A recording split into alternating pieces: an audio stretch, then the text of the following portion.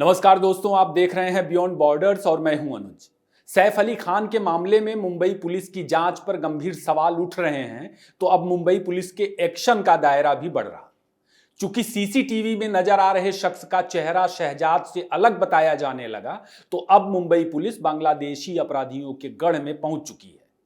सैफ के मामले में मुंबई पुलिस ने शहजाद को लेकर बचाव में कहा है कि इसमें कई लोग शामिल हो सकते हैं, इसके पीछे कोई गिरोह हो सकता है। शहजाद भी जांच में सहयोग नहीं कर रहा, ऐसा मुंबई पुलिस ने कहा है। बावजूद कि सैफ के हाई प्रोफाइल केस को एक डॉक्टर का बयान गोरखधंधा साबित करता है।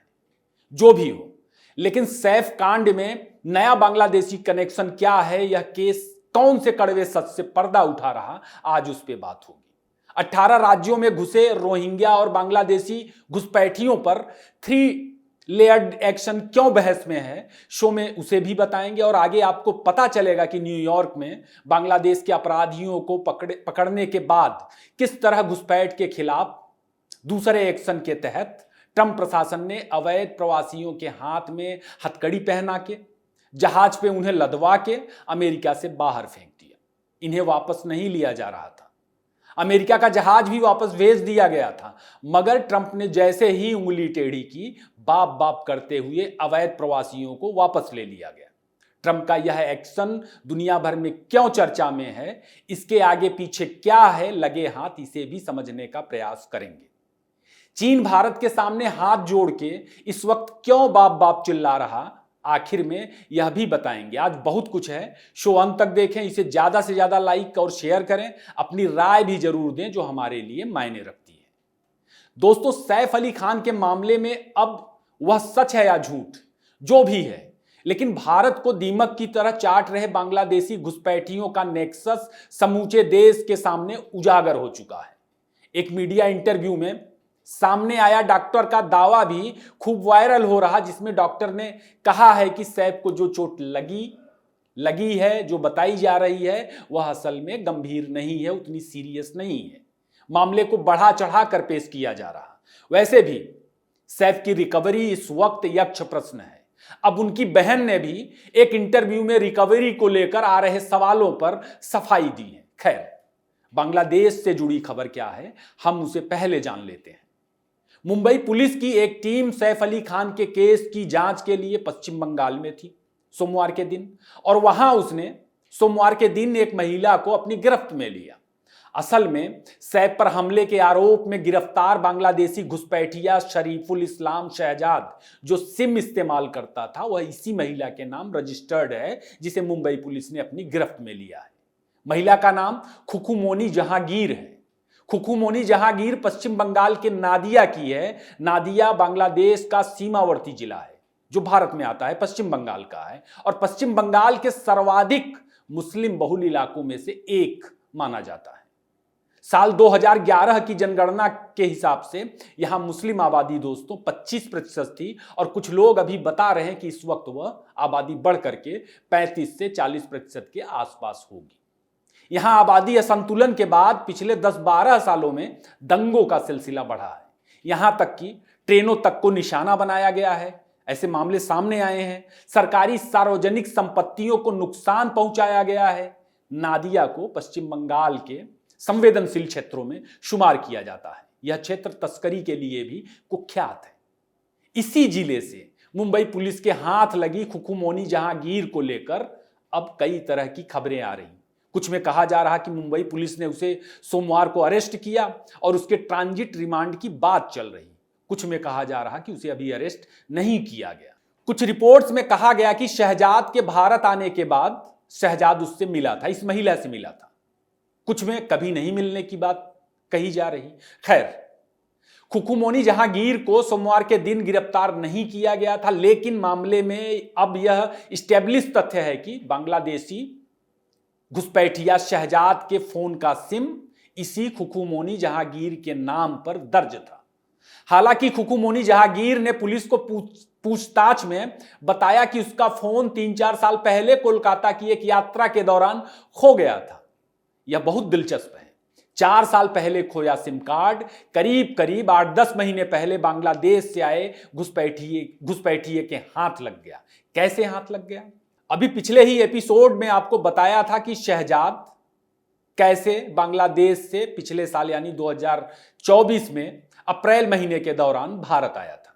दोस्तों, खुखुमोनी जहांगीर सरासर झूठ बोल रही है। यह मामला उन गिरोहों का पर्दाफाश करने के लिए काफी है जो पश्चिम बंगाल के रास्ते घुसपैठियों को भारत में लाते हैं, उन्हें छिपाते हैं, उनके लिए फर्जी भारतीय कागजात बनवाते हैं, उन्हें जरूरी संसाधन भी मुहैया करवाते हैं और वे देश भर में घुसते हैं, घूमते फिरते हैं, भारत के कानून व्यवस्था का माखौल उड़ाते हैं और भूमिपुत्रों की नौकरियां, उनका रोजगार छीनते हैं, भूमिपुत्रों का हक मारते हैं।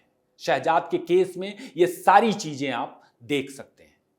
पश्चिम बंगाल के रास्ते समूचे देश में बड़े पैमाने पर घुसपैठ हो रहा, यह कोई अब छिपी बात नहीं। शेख हसीना के अपदस्थ होने के बाद 75 साल से सो रहे देश को पहली बार बांग्लादेश को लेकर गंभीरता का अंदाजा हो रहा, जो देश के समूचे सुरक्षा तंत्र पर किसी झन्नाटेदार तमाचे की तरह है। कम से कम इस बात के लिए मोहम्मद यूनुस और सैफ अली खान का शुक्रगुजार हुआ जा सकता है।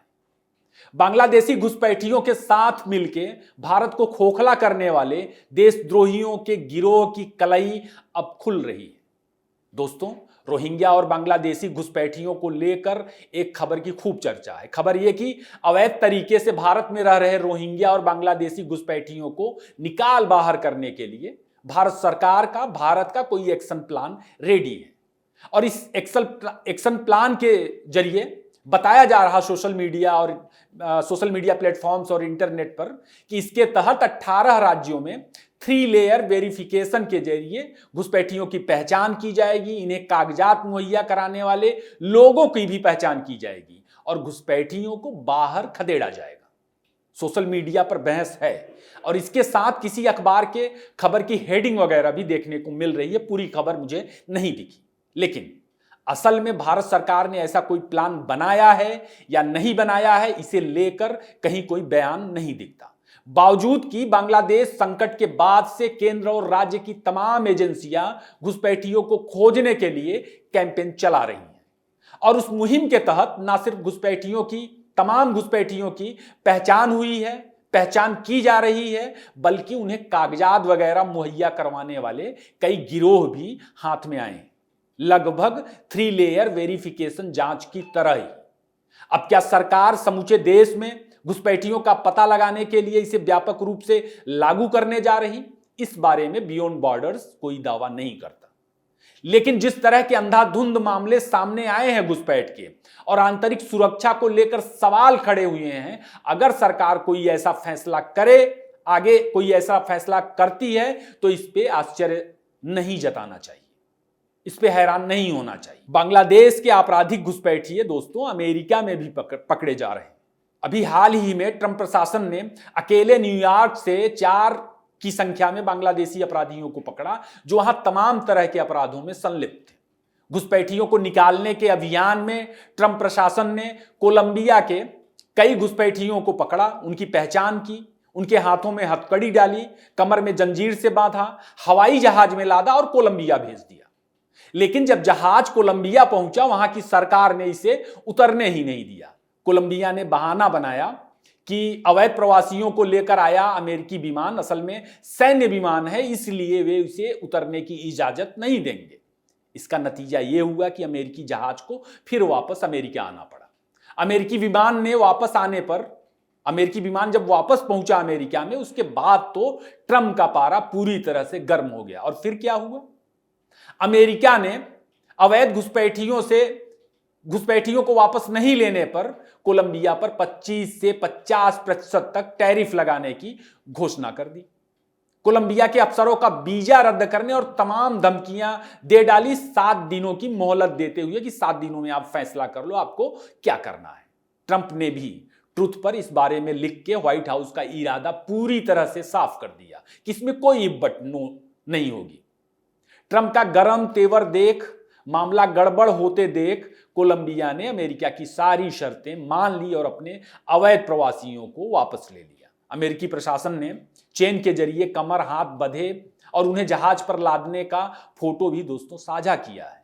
अब कुछ लोग इसे अमानवीय बता रहे हैं। ट्रंप की आलोचना की जा रही है और आलोचना करने वालों में ट्रंप के राजनीतिक विरोधी यानी डेमोक्रेट्स भी हैं। अमेरिका में जगह जगह इन चीजों को लेकर प्रदर्शन किए जा रहे हैं, लेकिन यह उसी वादे को पूरा करने के लिए लिया गया फैसला है जिसे ट्रंप ने चुनाव में किया था। इसी वादे पर ट्रंप को चुनाव में बहुमत मिला है और वे प्रेसिडेंट हैं। कोलंबिया के अवैध प्रवासियों पर दोस्तों आरोप है कि वे अमेरिका में ड्रग तस्करी जैसे तमाम अपराधों में शामिल रहते हैं। कोलंबिया गैंग्स और ड्रग कार्टेल वहां का दुनिया भर में कुख्यात है और यहीं के एक ड्रग कार्टेल की बेटी के साथ राहुल गांधी के कथित रिश्तों को लेकर तमाम तरह की अफवाहें आए दिन उड़ती रहती हैं। खैर, ट्रंप का रुख साफ है। वे साफ संदेश दे रहे हैं कि अमेरिका अपने आंतरिक सुरक्षा को लेकर किसी भी हद तक जा सकता है।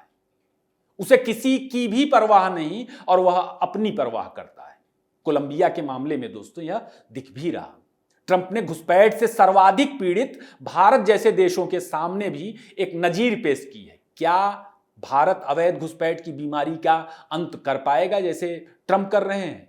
भारतीय समाज में इस वक्त का सबसे बड़ा सवाल यही है। दोस्तों, आखिरी खबर चीन से है।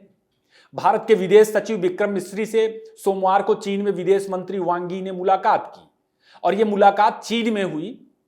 चीन ने मुलाकात की तस्वीर को बहुत प्रमुखता दी और प्रमुखता देते हुए उसे सोशल मीडिया प्लेटफॉर्म पर साझा किया। भारत में चीनी एम्बेसडर शु फिहोंग ने फोटो साझा करते हुए लिखा, चीन दौरे पर पहुंचे भारत के विदेश सचिव विक्रम मिस्री से सोमवार को चीनी विदेश मंत्री वांग यी ने मीटिंग और बातचीत की है।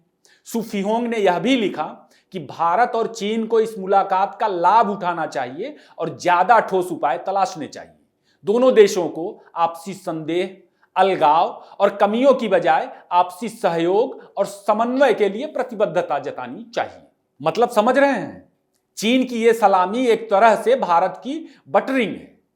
ट्रंप ने चीन को चौतरफा घेर रखा है, भारत भी उनके साथ दिख रहा है, तो चीन अब भारत से आपसी संदेह, अलगाव, कमियों आदि की तमाम बातें कर रहा है और सहयोग और समन्वय करने की बात दोहरा रहा है। विनोद ये पिक्चर देख रहा होगा कि कैसे चीन की घिघी बधी हुई है, चीन पर कैसे ट्रंप और मोदी का खौफ नजर आ रहा। भारत के लिए अच्छा है। भारत के दोनों हाथ में लड्डू वाला मामला है। एक एपिसोड में इस पर बात भी हुई थी आपके साथ। खैर, आज का शो यहीं खत्म करते हैं। कल के शो में फोटो कलर एडिटिंग की वजह से भारत का मैप गलत दिख गया था दोस्तों, उसे ब्लर कर दिया गया है। आपने ध्यान दिलाया, उसके लिए आभार। अपनी राय देते रहें, इसे लाइक और शेयर करें। फिर किसी टॉपिक पर मुलाकात होगी। आपने इतना वक्त दिया, आपका बहुत बहुत धन्यवाद।